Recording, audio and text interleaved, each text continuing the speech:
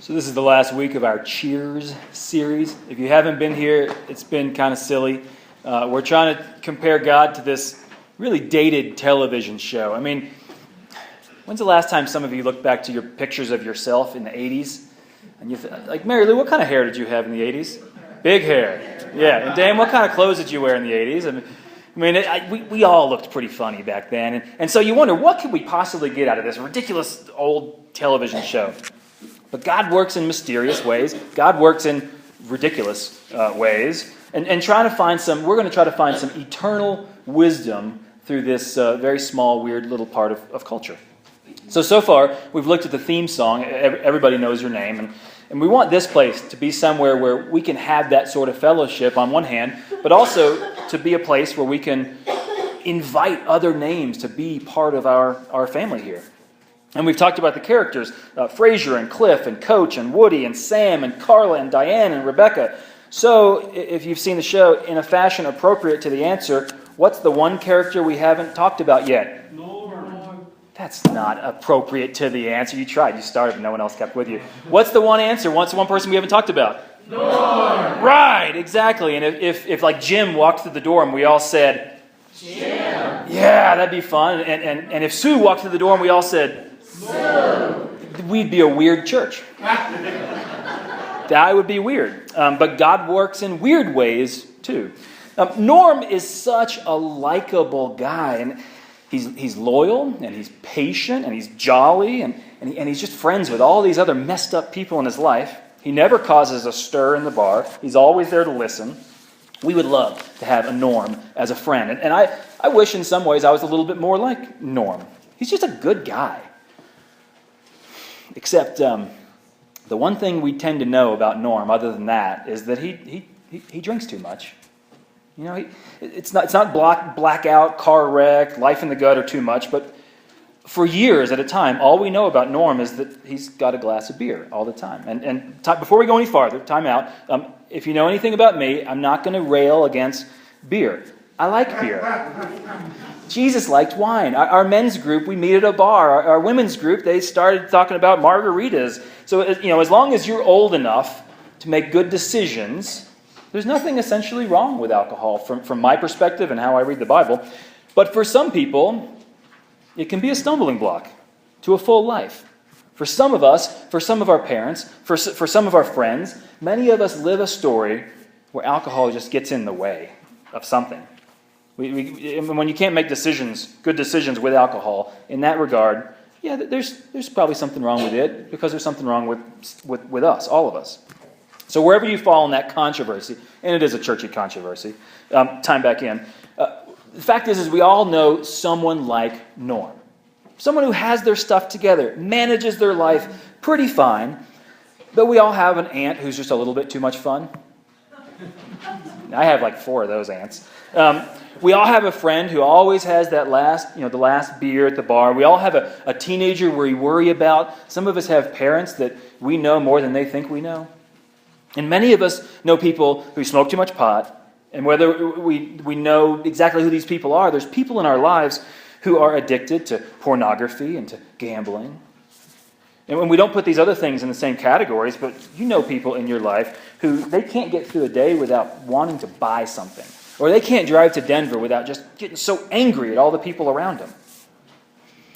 So we don't have to look in the gutters and in the strip clubs and in the bankruptcy courts to find people around us who they give so much of their lives to chase after these highs that they get.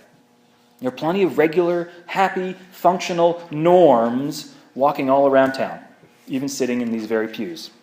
And so often, on the outside, they have it all together, while underneath something very low and dark is lurking, something out of control. Now for me, just so this doesn't sound like me throwing stones at anyone's hidden issues, when I was 14, I was a Southern boy. All Southern boys play baseball. It's a rule. It's in the Constitution in the South. You have to play baseball. But I wasn't any good. I was really good at memorizing stats on the back of baseball cards. That I was good at. And I was really good at strategy. I wanted to be a professional baseball coach. So at 15, I actually coached a little league team, and I started to learn Spanish so I could talk to the players. My life goal was to be a baseball coach because I knew I was bad at baseball. At age 14, I averaged about the same amount of errors as hits. It's not good. It's not good. So I sat on the bench a lot. And on the bench, there's a few things you get to do on the bench. One, you get to lead all the chatter. Hey, bada, bada, bada, bada, bada, bada, bada. That gets boring. It gets annoying. So then you turn to taking your hat and you learn to flip it up in the air and catch it on your head, or you learn to do tricks with your hat, and eventually that gets kind of boring. So then you eat all the bubble gum you can and you try to get the biggest bubble, that's bigger than your head, and that's kind of fun for a while, but your friend always pops it. So other than baseball, the other thing in the constitution of Southern boys is that you have to chew tobacco. 14 years old, they made me chew tobacco in the dugout. And the first time I did it, and the second time I did it, third time I did it, fourth time I did it, I was ill, but I got through, which gave me a ridiculous hope, because for the rest of my time, I got sick about as much as I got a buzz off this stupid thing, as I remained addicted to chewing tobacco for 14 years of my life.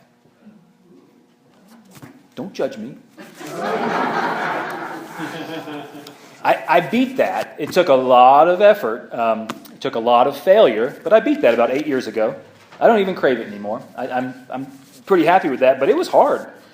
Many of you know the story. It was hard, and I was weak, and it didn't mess up my life too much. I thought I had it under control, but you know what would happen. You know what would happen if I didn't have that dip for a few hours? I was running to the store. I had to pack a can. And whatever the habit in your life or the people you know, we're always running for something that isn't good for them.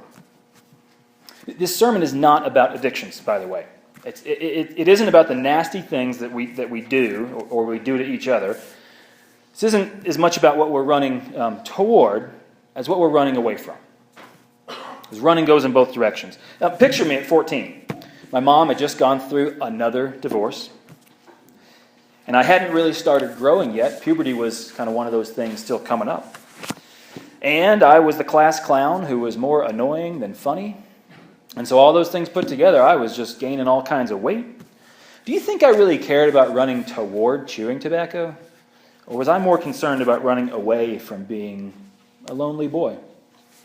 I was running away from being scared of being different. I was running away from just not being accepted. And for Norm, he wobbles into the bar every day. It's not what he's running toward. It's what he's running away from.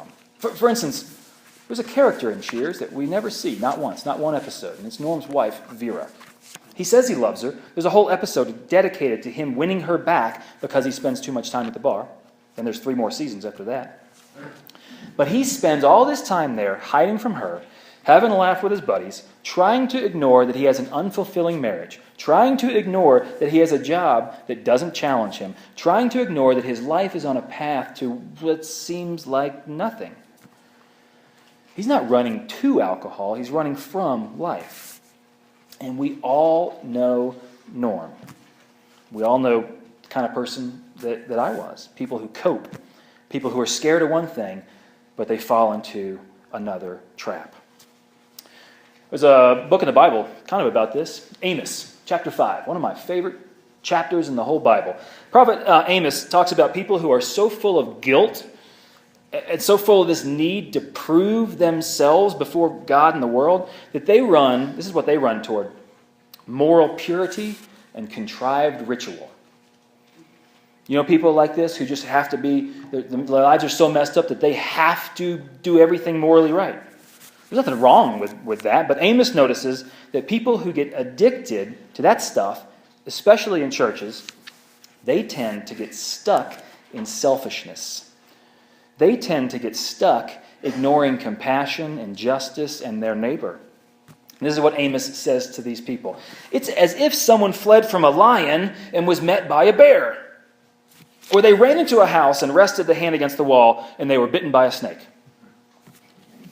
And Amos goes on. Remember, he's talking to people who are addicted to social formality and religious rules, and he writes these words from God. I hate, this is God speaking through Amos, I despise your festivals. I take no delight in your solemn assemblies. That's what we're doing. Even though you might offer me burnt offerings and grain offerings, I won't accept them. The offerings of well-being of your fattened animals, I won't even look at them. Take away from me the noise of your songs. I won't listen to the melody of your harps. But, biggest but in the Bible, but let justice roll down like waters and righteousness like an ever-flowing stream. So Norm and me and the religious self-righteous people of Amos's day, and maybe the religious self-righteous people of today, and plenty of people we know, and plenty of people in this room, we run from something deep inside and towards something shallow in our lives. I'm not concerned about the shallow, and frankly, I'm not even that concerned about that deep thing. Not right now. If you got deep issues, go next door. You can handle that. It'll work for you. What I'm most concerned with is what chases after us. We're running away. Something's chasing after us. I'm concerned about a God that sees our struggles more clearly than we can see ourselves. I'm concerned about a God who follows us through our own silent pain and our loud agony. I'm concerned with a God who walks through those valleys of addictions and those shadows of delusion in our life. I'm concerned with a God who wants to heal us at the source and wants to heal us so badly that God moves into the neighborhood. You probably know at his trial, Jesus, he was accused of a bunch of things. Whether he was guilty or not, I don't know. But he was accused of claiming to be the Son of God, and he was accused of being the king of the Jews, and he was accused of political insurrection and economic revolutionary tendencies, and all important things. But in his life, in those 3 years before the cross, do you know, people used to throw this question at him. This was their accusation in a question. They would say, why does he always hang out with drunkards and prostitutes? Most common thing anyone asked about Jesus in his life. Why do you hang out with those people?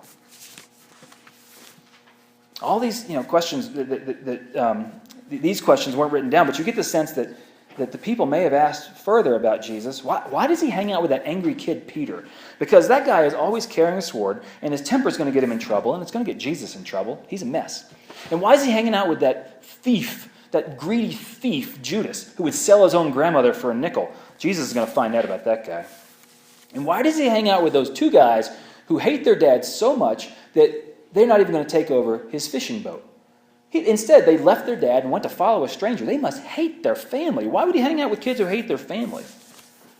The thing with the pigs and the crazy guy up north, if you're familiar with weird stories about Bible, Jesus hangs out with this guy who might be schizophrenic or something. Why would he hang out with a lunatic like that? And there's that girl caught with adultery. What a slut. Why would Jesus even look at her? Jesus, why do you spend so much time with these people who are flailing and hopeless? And I wish Jesus had a snappy retort to those questions, because he has so many others. But I think he says, well, they're running away from God faster than anyone else, so I have to follow them. The more they try to hide from their own soul, hide from their own creator, hide from just the people in their lives who care about them, the more they hide, the more Jesus works to find them. And whatever it is in our lives, sometimes it's subtle, sometimes it's debilitating. However we cope, sometimes it's healthy, sometimes it's crippling. However hard we run or far we run or how fast we run from God, there's something knit inside you, was the way that Dennis read it. Something so deep in your source, like the best part of you, that follows and never lets go of you. How great is it that the Spirit is always pursuing something better in our life? If you flee to heaven, God's there. If you flee to death, God follows. If you sail to the eternal sunrise, hide in the darkness, God's strength is there for you.